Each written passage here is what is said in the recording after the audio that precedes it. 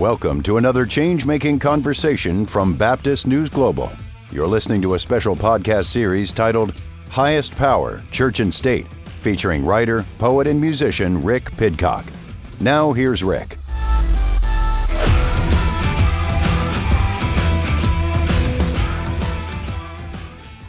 As we focus our attention on those in the places of highest power, both in the church and the state, one of the parallels we notice is how often sexual abuse gets covered up, or how trying to deal with it all can feel very overwhelming. So many church denominations or families of churches have been complicit in covering up for powerful men. And similarly, in politics, we're seeing this through the handling of the Epstein files. Perhaps the most influential organization walking Christians and church communities through how to recognize, prevent, and respond to abuse today is Grace, Godly Response to Abuse in the Christian Environment. So for today's episode, I sat down with Grace's executive director, Laura Thien, and their director of institutional response, Robert Peters, to hear their thoughts on how we should respond to sexual abuse on personal, communal, and national levels. Jeffrey Epstein's accountant testified yesterday before Congress, and he said that his relationship with Epstein was strictly on a professional level and that he was totally unaware of what Epstein did to the women and girls. And, maybe that's true, maybe it's not, but I think that's what's so frustrating about the situation is we have so many women who are saying they've been abused. We have millions of documents, and yet there's been very little attempt to investigate. And the few who have testified have said they were totally unaware. And so, given your experience with investigating abuse, is this typical or is this kind of an anomaly situation? Yeah, that's a great question. I'm going to say both. I'll take the cop-out answer and say both. I think it's both typical and an anomaly in different ways. Let's start with the anomaly. Obviously, the scale of this, right? The individuals involved is not what your typical abuse case looks like. Certainly sort of the broader networking pieces. There definitely are network offenders, but this is a particularly interesting scale for a variety of reasons, just based on the players involved. So in that sense, it's not typical. But in terms of the dynamics, this is what we see in every investigation. The dynamics are, present both in, the civil independent investigations that we do, but also the criminal justice processes that Laura's been involved with through her prior work in MDTs that I've been involved with in my prior work in abuse prosecutions. The dynamics are very much present, and I think that's part of what adds to the frustration. Laura? Mm. Yes, I think a term from Jennifer Fried that's really helpful. Jennifer Fried has published a lot of writing on Darvo and institutional courage and institutional betrayal that I think is really helpful in understanding the present moment, and especially her term betrayal blindness, essentially indicating that there's this collective refusal to see harm. And when we say the word refusal, sometimes it indicates willfully refusing, and other times it can be sort of this, it doesn't really affect me, so I don't have to worry about it. So, we could get into the weeds of what refusal actually means. But I do think we're seeing this in both the Epstein case and in the broader sense of what happens in church abuse cases, which is, sort of a willful ignorance, if you will, at the best case scenario. And on the other end, an absolute just refusal to acknowledge the issues at hand. Well, and the stunning lack of accountability, Right. is another commonality, both in the Epstein context and in this context. I think in the Epstein context, if you go back to 2020, when then Secretary of Labor Alex Acosta was talking about the plea deal that was given to Epstein and spoke of it as if it was this noble thing that a federal trafficking indictment was reduced to, a misdemeanor without consultation with dozens of victims, totally violating their rights in the process, but it was framed as look at this, crusade for justice. And so cowardice is reframed, as heroism, just through some of these partisan lens. It seems that huge chunks of the country are just unwilling, to even think critically about it. Yeah. I sat down when the first big document dump came in recently, and I started, searching names on the database website. Is this guy in it? Is this guy in it? Because there's just so much. It's where do you even start looking? And it was kind of disheartening to feel so helplessly overwhelmed by it. You'd search a name and get no results or thousands of results or names that were generic enough to where it could be a well-known church leader, but the address was redacted. And then, so like, on one hand, you're overwhelmed. On the other hand, it's the redactions make it really hard to know who it's even talking about. And then if you do confirm it, it's kind of a he said, she said kind of a deal. So how would you recommend people processing to what degree they want to investigate and to what degree we should feel the responsibility to investigate? Yeah, that's a good question. I think with the Epstein files specifically, I don't know what the count is at this point, and they're very piecemeal things being added on, which is its own topic. But you're talking millions of files. I think the average human being doesn't have the time, of course, to comprehensively ingest that. And I think there is a danger of selective engagement, unless you're involved in journalistic endeavors, of course, in which it's extremely worthwhile. And thank you. But I just think just for the average consumer, if you don't have investigative training, it's very easy to sort of step into it and pull something that lacks that broader context, not have the skill set and micro corroboration to properly frame things. And I think in some extent that's sort of what can fuel some of the unhinged elements of this, which are not helpful in the moment. What we need more than ever is clarity, especially when there is, very serious things that we need to wrestle to the bottom of. I think of it in a few ways. I think that's not to say put our heads in the sand. I think it is. I would encourage folks, who don't have a journalistic or investigative background, to certainly, follow these things, stay engaged and aware. But opening up to not viewing things through a partisan lens, and maybe just reflecting for a moment. About how, regardless of what your political party is, and I'm not stepping into both sidesism, but regardless of what your party is, we are elevating men to power that are not worthy of that power. And so we need to stop it and be more engaged citizens in terms of what we're tolerating and who we're elevating to power. Laura? Yes, I think when I take it back to even just, a pretty basic micro level here, sometimes it can feel just so disorienting and disempowering to just have these little bits of information thrown at you with not a lot of clarity, or if there was information is obfuscated, right? So it can feel like, what am I supposed to do with this? And again, depending on, maybe what role you would have in the process of looking into that, I think something that all of us can do one way or the other is to find a way to support survivors in our lives on an individual level. If we're not able to do something about the bigger level, like the broader system or these cases, and get into that in a way that's helpful. There are survivors in our lives every day that have stories that need support, local organizations that offer them support. There are ways to support the stories of people that come forward, even in our own communities and in our own lives, that can be a part of sort of resisting the larger issues at hand that sometimes we forget about in the process. So I think that's something all of us can remember and can do. There are survivors in our lives, in our workplaces, in our churches, in our communities, in our friend groups, and just being able to support them in a meaningful way can be its own powerful action. That makes sense. On a micro level, a lot of these pieces, we understand that injustice isn't just happening at the high level, the federal level, the Epstein level. Injustice is happening at the local level as well. There was a study in the Dallas Morning News a few years ago. The title was something to the effect of, "Why are we so bad at prosecuting sexual assault?"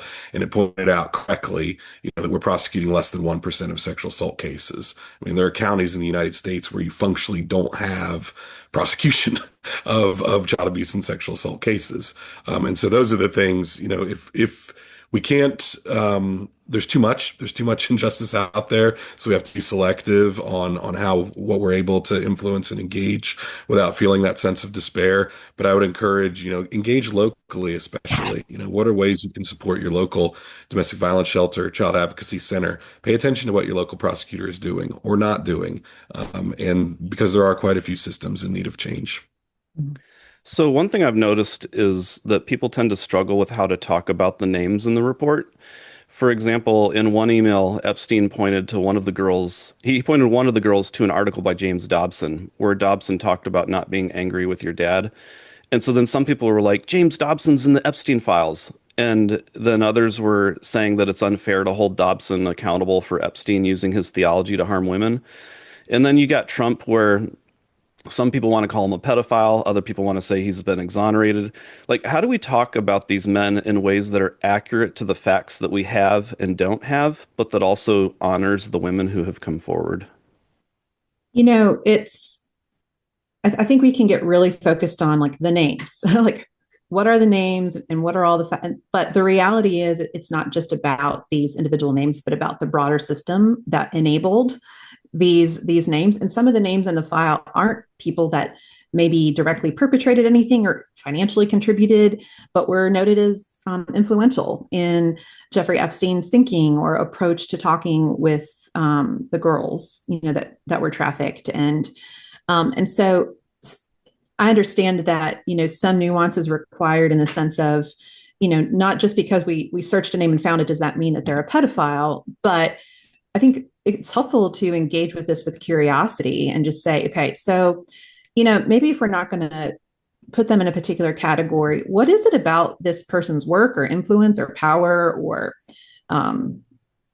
position that enabled this broader, larger, horrific system to do what it did? And what does that tell us? What does that teach us about how this can happen?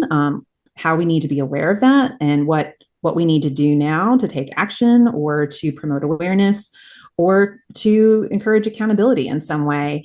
Because a lot of what we're talking about, whether it's Epstein, the church, or anything else, is often a systemic issue, like men in power with money and influence, turning a blind eye to what their friends are doing, or being unwilling to have the courage to step forward and say, this is not okay, and we're not gonna stand for that.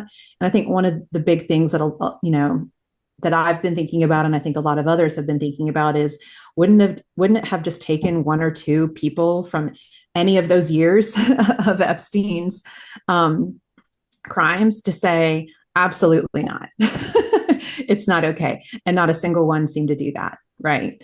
So a lot of it's more systemic than probably folks even realize. But I think there's a way for us to engage with names, even if they weren't directly considered to be committing a crime, to say, okay, so what is it about their work or their influence or their participation in some way that enabled this to happen on a broader level? And what do we need to understand from that? Robert? Yeah, I think the systemic piece of this is important. Our late executive director, Pete Singer, talked about all theology having risks. And so being mindful of the risks of theology and being critical and evaluating those. If your theology was used by a pedophile, I'd think about that. I would mull that over and reflect on what that says about the theology and what it says maybe about your need, to think more deeply and more critically about your faith and what its implications are for the vulnerable. And I think it's perfectly acceptable to call that out and to have an open discussion about that. I think to the precise sort of labeling question, I think precision's important. So the term pedophile, is referring to attraction to prepubescent children. So if an allegation isn't to a prepubescent child, I wouldn't speak to it as pedophilia. I might speak to it as hebephilia. But at a certain point, doesn't it feel like we're straining at gnats and swallowing camels, where we're elevating people routinely? We're actively giving people more power that have just, for example, been convicted in a court of law, been accused by over 20 women of sexual assault. Where does it stop? And at a certain point, it feels like we're arguing over things that are relatively inconsequential and maybe even distractions. Yeah, it seems like there should have been other options on the table. Um, so some of the challenges survivors face in getting justice are related to power and money. Politicians, pastors, and employers hold a power that citizens, church members, and employees simply don't have. And oftentimes, survivors don't have the money to hire a lawyer or to risk getting sued. So, when a survivor is processing whether to report their abuse, they could be risking a lot. How would you recommend survivors think through the potential decision to come forward when they don't want to be even more pointlessly harmed if they do? Mm. It is an incredibly costly thing for any survivor to speak publicly about their story. And I really don't know that the public in general fully appreciates the various risks and costs associated with that. It's really important for a survivor to gather as much information as possible about some of those risks and talk through that with their counselor, their advocate, or folks that can advise them around that to evaluate their own life circumstances. Maybe there are other factors in their lives right now that just taking that step or that risk impossible. There may be things at risk in their life due to other aspects of their identity or their community or their financial circumstances or their standing in the community that would just really amplify those risks. So it's important for survivors to be able to take stock and evaluate that. It's also really important for the community to understand that survivors that don't speak out publicly, that doesn't mean something about the veracity of their story.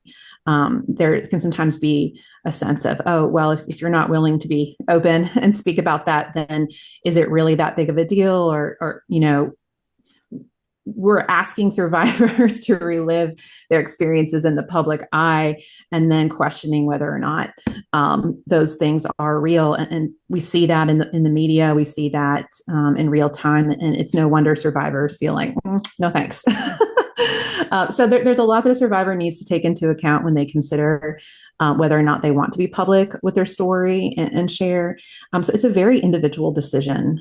It really, really is. And I think it's important that we recognize anytime there's a public disclosure or story that it comes at an incredibly high cost to them that we can never understand and fully appreciate. And so to interact with that story, that disclosure, and to respond with safety and belief and support is so important. And then in addition to that, one other part of a survivor's evaluation of coming forward is what support is available to them. Are they in a community where they are going to be supported? Do they have resources available to them? How do they connect with other survivors for peer support, right? All of those things go into thinking through whether or not coming forward is in a public way is the right thing for them. On the legal side, the danger is certainly real. We do see instances of retaliation. Increasingly, offenders have realized that, legal power is one more form of power that can be misused and leveraged. And maybe an area where there's, asymmetry of power as well, and particularly where there's finances in play, as is the case with Epstein. So we have certainly seen cases where, offenders have sued institutions or survivors for defamation. And I think echoing or maybe paralleling a little bit of what Laura's saying, there is an important role here for the church. So if you're a survivor, your responsibility is not to put yourself in additional harm's way, while you're still healing from that. If you're a church leader, however, it is. That very much is what you're called to, as being a shepherd. And so far too often, we're seeing churches not stepping into that important gap.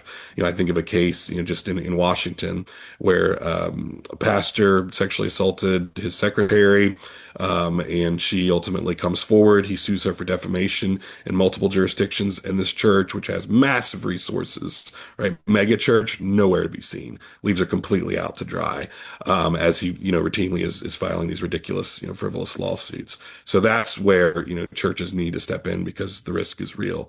On the other hand, I should also say that the risk may be, sometimes feel larger than it actually is. Because the threat of the unknown is leveraged by offenders. And so very often an offender is not actually in a position to sue, because if they did sue, there's the discovery process where, folks like me or others on the other side of the aisle are very eager to delve into their records to show, if you're saying this is false and defamation, let's dig into what the evidence actually says. An offender is less likely to go that route, and they're more likely to threaten it, but the risk is certainly real. Mm-hmm. And I would also add to that when a survivor comes forward, they're disclosing their experience, it is not uncommon for us to hear from survivors that the response to their disclosure from the community, from the institution, from people in their lives is as equally harmful or more harmful than the abuse that they experience. Now, again, that's not every case, not every survivor by any means, but it is a common enough It is a common enough thing that occurs, but I think it just really speaks to the responsibility that we all have when we're hearing another's story, how to honor that, and also the responsibility of institutions to have courage in how they respond and protect survivors that come forward because of the harm that a betraying response can inflict in the process. I'm sure you've noticed over the years how different patterns of ways that theology gets wielded as a weapon to fuel entitlement among abusers and fear among survivors. Like, I know for me, I was always taught that the universe is this authority and submission thing, and that you have to submit happily with joy. And if you don't, the consequences are eternity. And so, like, there's all this fear that's kind of like put into your body here when these authority figures in your life tell you to submit. And then for Christians who start to see that authority abused, they their theology is their entire reality. So Mm-hmm. beginning to question some of these dynamics can feel like you're questioning or cursing God. And so then like your father wounds become God the Father wounds. And Mm. so maybe putting on your Christian hat here to close us out, like how would you encourage survivors to question the way theology has been wielded against them while also processing their fears that God might get angry with them if they do? Mm. So I just want to start out by validating that is absolutely a common experience, and that for anybody who may be in that position right now, where they're disoriented and confused, and the entire way that they've made meaning, right, of who they are, how they relate to each other, the world around them, and to God or their higher power, it makes sense that they'd be in that state of disorientation and fear. That's very real, right? And especially when a lot of church and faith communities are not only just a place that a person goes to on a Sunday, but often they're involving education and jobs and input into every aspect of a person's life, and it can become this crumbling, right, of this framework in which we made this meaning, and who am I, and what is this community, and what do I now believe, and who is God, and what does this all mean, right? That's a lot. I mean, that's an existential burden, right? So if someone's feeling overwhelmed by that, absolutely that makes sense, right? And it is really hard to move through that fear without support, without somebody coming alongside and being able to be present with them in that, whether that's a counselor or an advocate or somebody from outside the community that can see more clearly what's happened, can clear out some of that fog in a way. But I think finding support is so important in that process of trying to work through what does this mean for me now, and finding another version of community. And that's so hard. I don't say that lightly. It's like, oh, just go find another group of people. It's really, really hard. But I really believe that people heal not just on their own, but in context of relationships, safe, supportive, compassionate relationships, and that can offer an alternative, reparative way of existing and believing and being together. And that is possible, and it is out there. It just sometimes can take a while to find it. And so when we do that, when we experience compassion and dignity and value in those reparative experiences, we can begin to see God through a different lens, right? Like the God who calls us beloved and who gave us dignity and worth from the beginning of time, and all of those things that are true about each and every person. But it is a road. It is a road to get there, and it's not easy, but it is possible. It is possible to do that. Robert? Yeah, the only things I would add is, I think even under the most conservative literal interpretation of Scripture, it's very clear that God is okay with being questioned, and it's Yes. very clear that God is okay with that happening angrily and in an authentic way, right? That's the entirety of the Psalm, not the entirety of the Psalms, but a lot of the Psalms. Why are the wicked prospering? Where are you at on this, right? As these horrible things happen, what are you doing, right? And David doesn't get struck by lightning, right? So there's clearly a space, including in Holy Scripture, for these really raw, difficult conversations. So that's okay. That's totally appropriate to do. Mm-hmm. And the people that are, mandating that not happen are It's just not consistent. It's not consistent. It's consistent with faith. Mm-hmm. Mm-hmm. And I think just at a high level, I think God is big enough for all of this. And I don't think, just based on who Jesus is, and who Scripture reveals Jesus to be, you're not meant to suffer in an abusive community. You're meant to thrive in a supportive one. Yeah. And every time in Scripture we see God interact with vulnerable people, what do we see? Like compassion and care and presence. And when we see God interact with the powerful who have misused the Old Testament words or, twisted the teachings of their day, what does God have to say about that? Even just simply revisiting some of that can sometimes bring a sense of like, okay, let me revisit here, whether it be the woman at the well or Hagar in the wilderness or, anytime that God's interacting with little children, it's just so different than the God of fear and wrath and judgment and condemnation that a lot of folks were raised to believe, So I think even in that way, it can be helpful to revisit some of that if that's something that feels supportive and safe for that individual to revisit. Yeah. Well, I know from looking at the personal to the national stories, a lot of this can be a lot to deal with, and there's a lot going on below the surface of awareness that a lot of us have. And so I appreciate you guys and the work that you're doing to bring awareness to these things and for coming on and sharing your thoughts with us. Absolutely. Thank you, Rick. That's it for today. Thank you so much for listening. Please like, subscribe, and rate us on your favorite podcast platform, and we'll be back with another episode on Monday. This has been another change-making conversation from Baptist News Global. The episode you've just heard is part of a special podcast series titled Highest Power, Church and State. Be sure to follow BNG daily at baptistnews.com and subscribe to get notifications about future episodes. Baptist News Global is a national nonprofit news service that is independent, free, and faithful. BNG is supported by readers and listeners like you. Learn more at baptistnews.com. This episode was produced and edited by Mac Bowles of TKG Communications, LLC, Dallas, Texas.